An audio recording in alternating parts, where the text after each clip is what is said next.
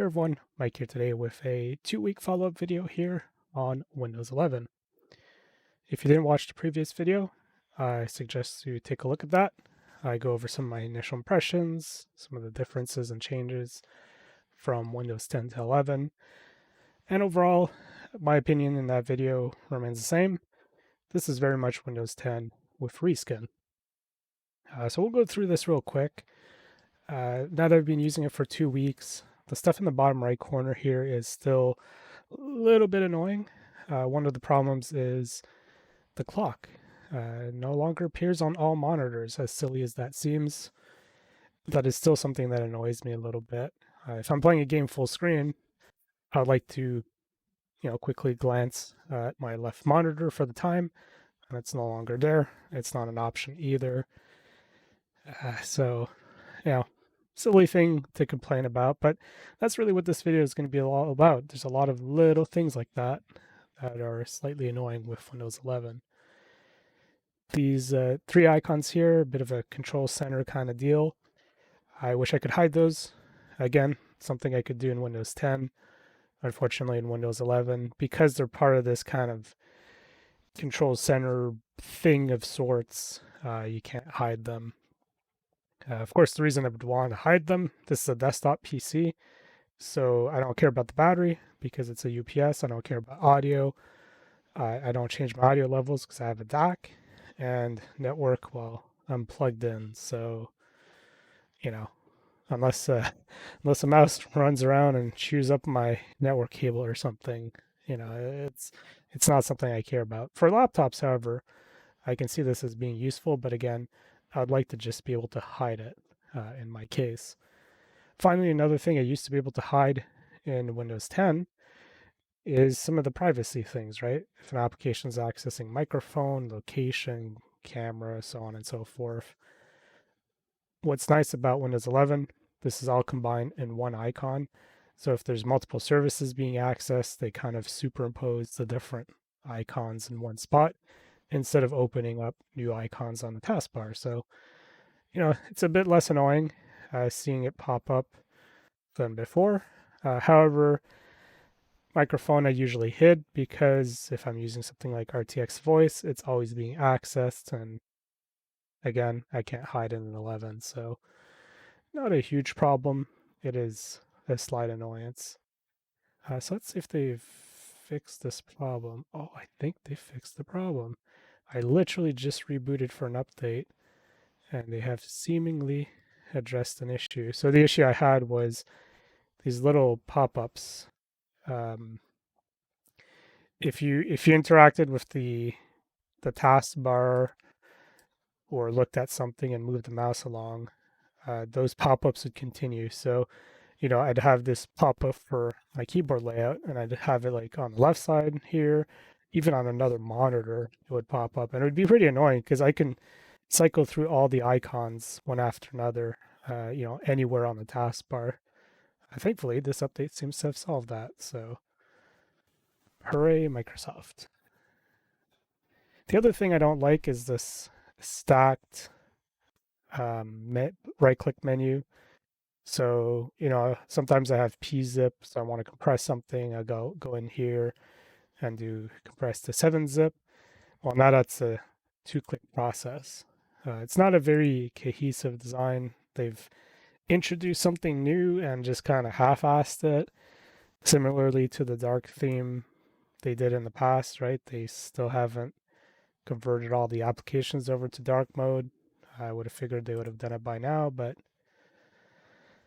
I don't know why I figured they would have done it by now, honestly, because they've not done it in all these years so far. Beyond that, quickly opening it up the store, because this is a new store. It's still the preview stage, but the new store is interesting because it allows Win32 apps, as in the typical Windows apps you normally download from websites. This was not allowed before, and so if you wanted to introduce new applications to the store, you had to either do, I think it was AppX bundles or UWP. That's kind of the two formats you had to follow. And Yeah. Now you can get normal apps, which is nice. Here's a nice little bug. So we just did an update modified moments ago. We'll go ahead and reopen the store. Will you remember it? Nah, of course not. It doesn't even remember one of the apps I installed today either. So yeah, I don't know why that's broken. There's no history or anything. Like clearly there is something because it sees all the stuff I installed on the first and the second, but yeah, I don't know why nothing else is showing up. It's really strange. Also, sometimes stuff from the Xbox app shows up and sometimes stuff doesn't. That's also really inconsistent now. I used to use that a lot more because they didn't used to have a good download management on the Xbox app. Um, yeah, actually, funny enough, I've actually not used this feature much, even though it is a new, better implemented. It's not necessarily new, but it's better implemented in Windows 11. It was always there with the Windows key plus arrow key, but anyways, yeah, Xbox app still has problems with download queue. So if I go to Deadfire Pillars of Eternity 2, I'm currently downloading that. You can see it's paused in progress, and I click on it, and boop, shows up here. Why is it like that? I don't know.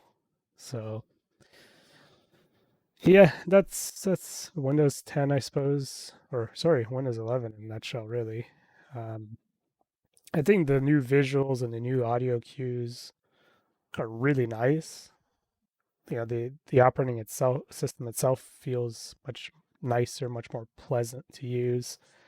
The sound stuff is way less annoying. Not to say Windows 10 was bad, but especially like Windows 7, I hate the sounds of that every time I use an old Windows 7 PC. Windows 10 would get aggravating with certain things I'd do, which would spawn a lot of notifications, and you hear the notification sound constantly, or just plugging in a USB device.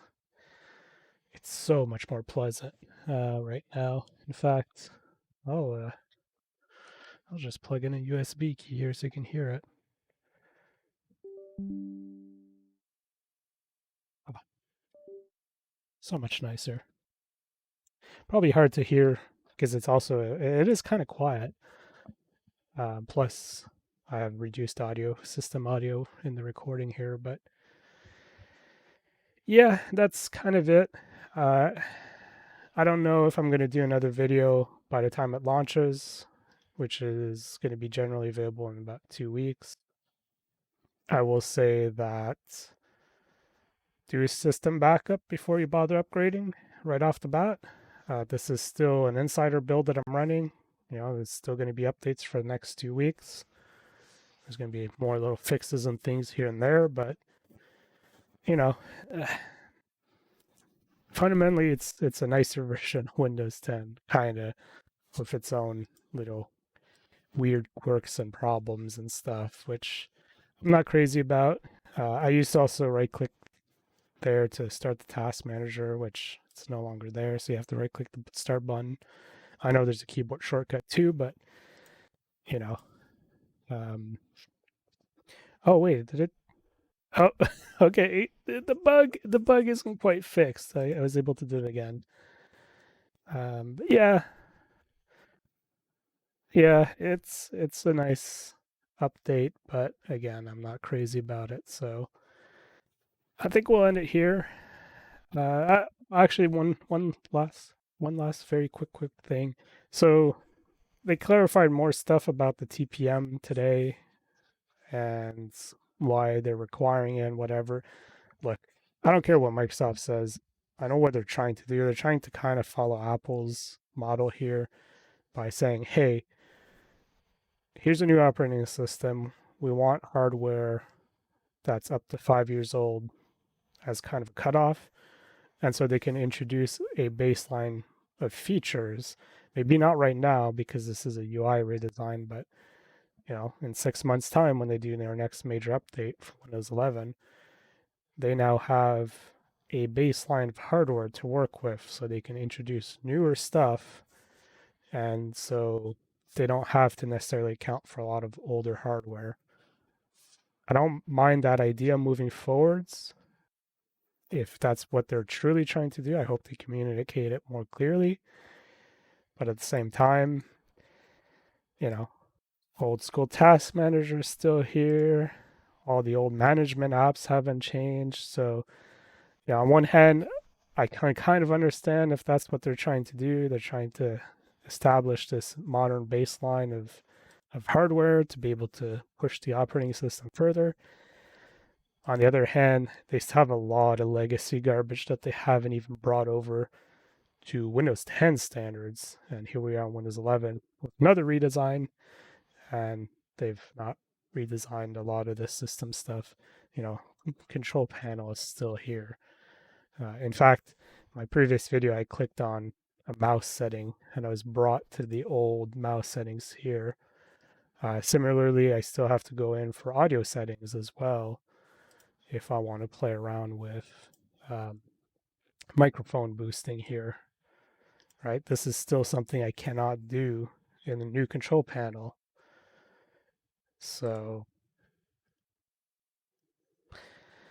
that's Windows 11 for you, I suppose. It's a nice change, but at the same time, it still leaves a lot to be desired, and it's still inheriting a lot of Windows 10 problems while we're at it. So, you know, it is what it is. Like I already said, if you're going to do the update, make sure you do full system backup.